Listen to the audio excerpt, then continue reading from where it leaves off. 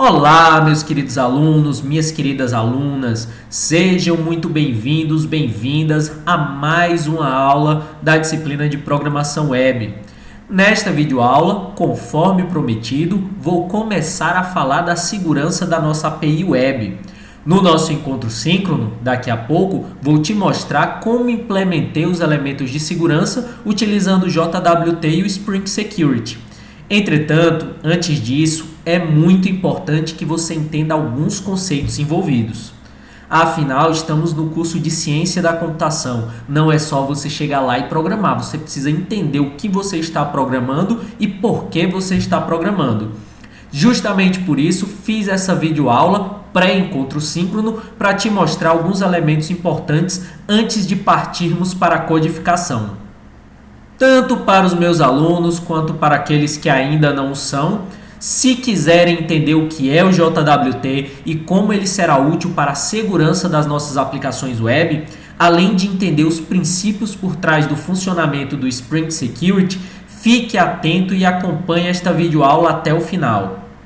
E vamos começar, claro, do começo, pessoal. JWT vem de JSON Web Token. E ele é uma forma compacta que vai nos auxiliar a implementar autenticação e autorização em aplicações web modernas. Daqui a pouco eu vou me aprofundar um pouco mais na questão da autenticação e da autorização. Tenha um pouquinho de paciência. Por enquanto, é importante você entender que o JWT se tornou muito usado porque quando eu falei que ele é compacto é porque ele realmente é bem pequeno em tamanho, de modo que ele pode ser facilmente enviado na URL como parâmetros do método POST, por exemplo, ou dentro de um cabeçalho de uma requisição HTTP. Além disso, ele consegue conter toda a informação necessária relativa ao usuário. E para isso, ele é composto por 3 partes separadas por um ponto, como vocês podem ver neste exemplo que eu coloquei aqui abaixo. A primeira parte, ela define o tipo do token e o algoritmo hash utilizado, como é que esse token foi criptografado, por exemplo. A segunda é o que nós chamamos de payload ou carga útil, é o dado que vamos precisar para a nossa aplicação. No caso de autenticação, por exemplo, esse token vai conter os dados do usuário. E a terceira parte contém a assinatura utilizada para verificar que o token, por exemplo, não sofreu nenhuma alteração entre o caminho do cliente para o servidor. E aí você deve se perguntar, mas Gabriel, como é que eu vou usar este tal JWT, este tal token? Essa figura ela ilustra de forma excelente como é o funcionamento. O usuário ele vai tentar se autenticar na aplicação, ele vai informar qual é seu nome de usuário, qual é sua senha. Esse nome de usuário e senha vão chegar no servidor. O servidor tem várias formas, você pode fazer essa autenticação de várias formas. No caso da nossa aplicação, o usuário ele informou, ele já é cadastrado, significa que ele tem um usuário e senha salvo no banco de dados. No meu servidor eu vou verificar se o usuário que foi passado aqui nessa requisição existe no meu banco de dados, se ele existe, se a senha está correta. Verificando que o usuário existe, verificando que a senha está correta, o meu servidor, a minha aplicação, a minha API vai gerar um JWT e devolver para o usuário. Esse JWT ele vai ser devolvido para o usuário porque em cada requisição, cada nova requisição aos elementos da nossa API, o usuário precisa informar o seu token de autenticação. Primeiro o usuário autentica, autenticou, recebeu o token, de posse do token ele pode tentar acessar outros endpoints da minha aplicação, mas para cada endpoint que ele vai tentar acessar, ele precisa informar o token dele. Inclusive, é uma boa prática nós definirmos uma validade para cada token gerado aqui na API.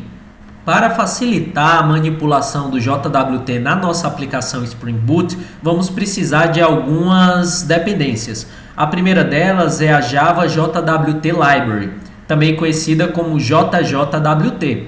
Vocês podem pegá-la lá naquele repositório do Maven que eu indiquei. Você vai lá naquele repositório, digita JJWT e procura uma que seja de responsabilidade desse io.json Web Token. Muito fácil de achar. Se não, você pode copiar aqui do jeito que eu coloquei aqui na tela, que essa dependência funciona perfeitamente.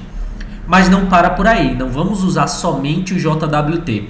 Outro importantíssimo elemento de segurança para a nossa aplicação é o Spring Security.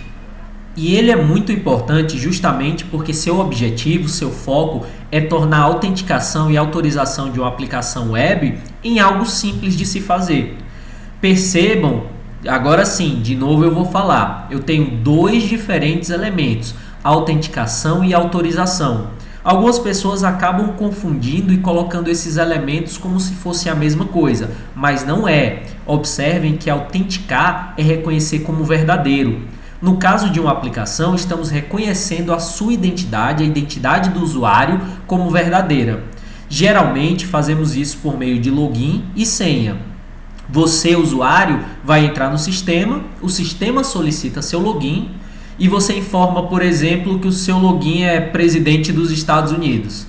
O sistema então pergunta: tá certo, senhor presidente? Qual é sua senha então? Ele precisa da senha para ter certeza de que você é quem você está dizendo que é. Se você informar a senha correta, o sistema aceita que você é o presidente dos Estados Unidos e te deixa acessá-lo, te deixa entrar. Na nossa aula síncrona, eu vou te mostrar que com algumas poucas configurações já podemos ter autenticação via banco de dados. Além desse tipo de autenticação, é possível autenticar LDAP ou até mesmo usuários em memória. Nesse caso, é válido para teste somente, mas o que nos interessa hoje é a autenticação via banco de dados. Eu diria que uma das primeiras grandes sacadas é que o processo ele não se limita à autenticação. Reconhecida a identidade do usuário, vem a parte de autorização.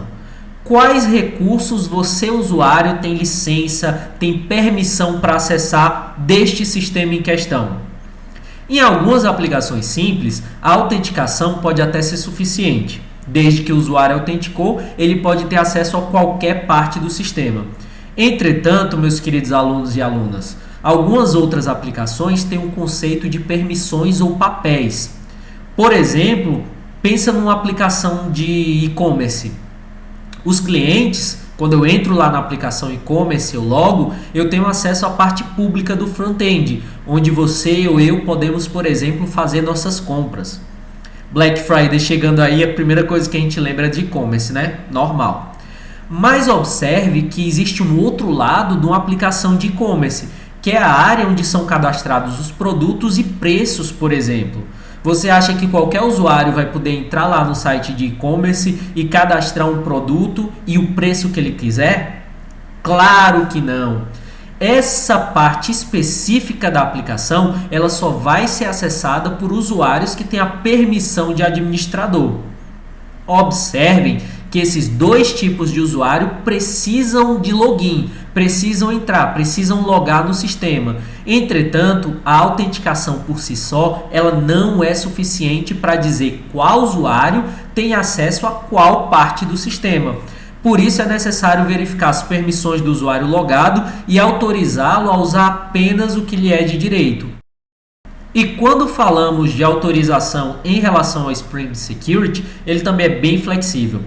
Por meio das permissões que nós vamos atribuir aos usuários autenticados, é possível proteger as requisições aos endpoints da nossa API, a cada um dos endpoints da nossa API. E ainda vai ser possível trabalhar a proteção também a nível de método ou objeto, mas não é o nosso foco. O nosso objetivo nesta disciplina, neste momento, é proteger as requisições aos endpoints da nossa API. Também vale a pena mencionar que o Spring Security, por padrão, ele já protege a nossa aplicação de alguns tipos muito comuns de ataques em sistemas web. Eu estou apresentando aqui dois, mas se eu não me engano, ele protege contra os 4 ou 5 tipos de ataques diferentes.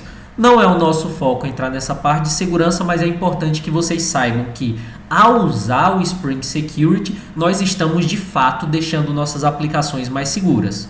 De forma simplificada, eu posso falar para vocês que o Spring Security, ele na verdade implementa um conjunto de Servlet Filters. Esses Servlet Filters vão nos auxiliar nessa tarefa de prover autenticação e autorização às nossas aplicações web ou à nossa API web.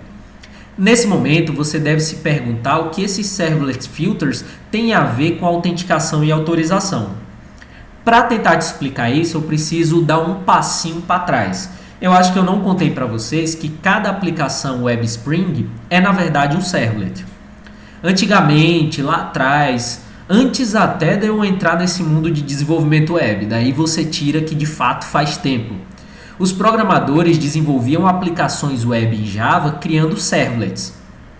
Os primeiros frameworks que surgiram, eles simplificavam, eles facilitaram o desenvolvimento justamente porque eles nos forneciam servlets prontos. E o Spring, ele facilitou o nosso trabalho por causa disso. Ele nos fornece um servlet que é montado de acordo com as configurações e outras classes Java que nós criamos e adicionamos à nossa aplicação. Observe que o Spring nos fornece o Dispatch Servlet. E é ele que vai redirecionar todas as requisições HTTP que vão chegar no servidor de aplicações. Essas requisições vão para esse Dispatch Servlet, sejam elas feitas a partir de um browser ou como nós temos feito para testar nossa API, via Insomnia. Pode ser também via Postman ou qualquer outra coisa. O fato é que o Dispatch Servlet vai receber todas essas requisições e vai direcionar cada uma delas para o REST Controller específico, para o REST Controller que é capaz de tratar cada uma dessas requisições.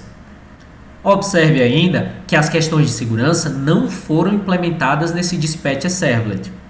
Além disso, nós não queremos ter que nos preocupar com isso e misturar o código relativo à segurança aos nossos controllers, por vários motivos. O primeiro deles, que eu acho fácil de citar, é porque misturar o código de segurança aos nossos controllers adicionaria uma grande complexidade desnecessária a eles. O ideal é que a autenticação e autorização sejam feitas antes do request, antes das requisições chegarem aos nossos controllers. E nesse momento você deve estar se perguntando ou tentando me perguntar: ah, Gabriel, mas tem alguma forma de nós adicionarmos esses requisitos de autorização, de autenticação antes de uma requisição HTTP chegar aos nossos REST controllers? Sim, pessoal, ainda bem. Há uma forma de fazer isso usando Java. Nós podemos adicionar filtros na frente do nosso Dispatch Servlet, na frente do Dispatch Servlet do Spring.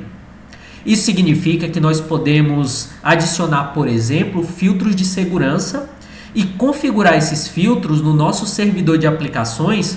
No caso, estamos usando o Tomcat, para que qualquer requisição HTTP seja filtrada antes de chegar ao Dispatch Servlet. O que eu quero dizer é exatamente do jeito que eu estou mostrando nessa figura. Tem uma requisição, seja ela feita a partir do browser ou a partir de alguma aplicação como o Insomnia ou Postman. Essa aplicação ela se direciona a um endpoint. Para que ela chegue a esse endpoint, ela sempre passa, já que estamos usando o Spring, já que estamos usando o Spring Boot, ela sempre vai passar pelo Dispatch Servlet. E o Dispatch Servlet é quem vai redirecionar essa requisição para o REST Controller que sabe tratá-la. Só que o que nós vamos fazer é colocar um elemento aqui no meio, um filtro de segurança que nós vamos configurar o Tomcat para que quando uma requisição vem e que antes dela chegar nesse Dispatch Servlet, ela seja capturada, ela passe por esse filtro de segurança. Esse é nosso objetivo. Qualquer filtro de segurança básica teria que realizar 4 tarefas principais. Primeiro, extrair o nome do usuário e a senha de cada uma dessas requisições. Esses dados eles podem ser enviados de várias formas, como por exemplo no cabeçalho da requisição, via campo de formulário ou até via cookie, por exemplo. A segunda tarefa necessária para o nosso filtro de segurança seria validar o nome de usuário e a senha recebidos nessa requisição. Geralmente essa validação é feita a partir de consultas ao banco de dados, que é o nosso caso. Existe um banco de dados que tem todos os usuários da nossa aplicação. Quando a requisição chegar, nós vamos consultar esse banco de dados para saber se conseguimos ou não autenticar esse usuário. E o terceiro passo que esse meu filtro de segurança deveria fazer é, após a autenticação, para cada uma das novas requisições, verificar se o usuário ele está autorizado a acessar o URI que ele requisitou. Por fim, no quarto passo, supondo que essas requisições passaram pelos 3 passos anteriores, o meu filtro de segurança precisa deixar ela chegar ao Dispatch Servlet para que a partir dele ela possa chegar ao REST Controller que sabe tratá-la. Na prática, pessoal, importantíssimo. Na prática, esses passos não são realizados por um único filtro, mas sim por um conjunto deles, que são então encadeados.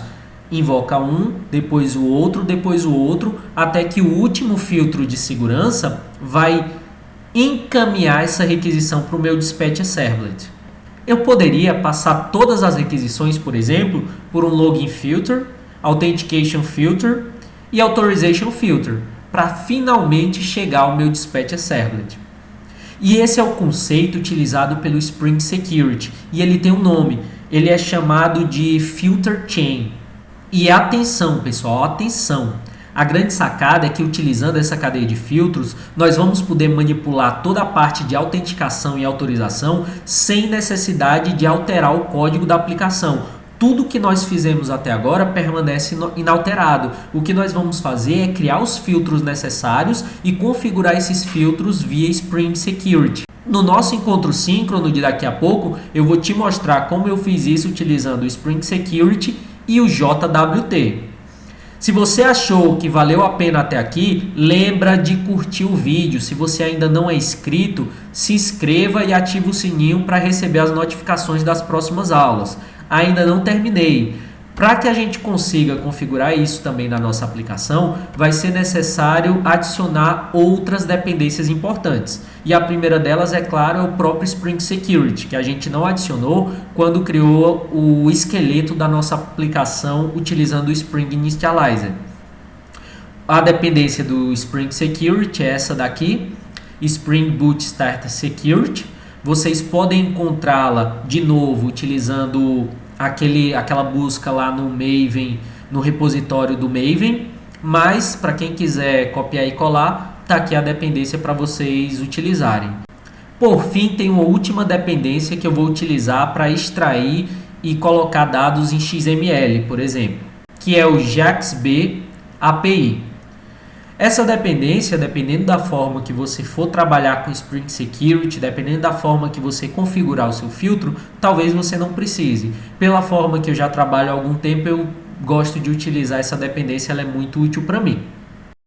Aos que ficaram até o final, agradeço a atenção. Daqui a pouco vou disponibilizar o próximo vídeo que mostra o código que eu configurei o nosso Spring Security na nossa API do To-Do-List.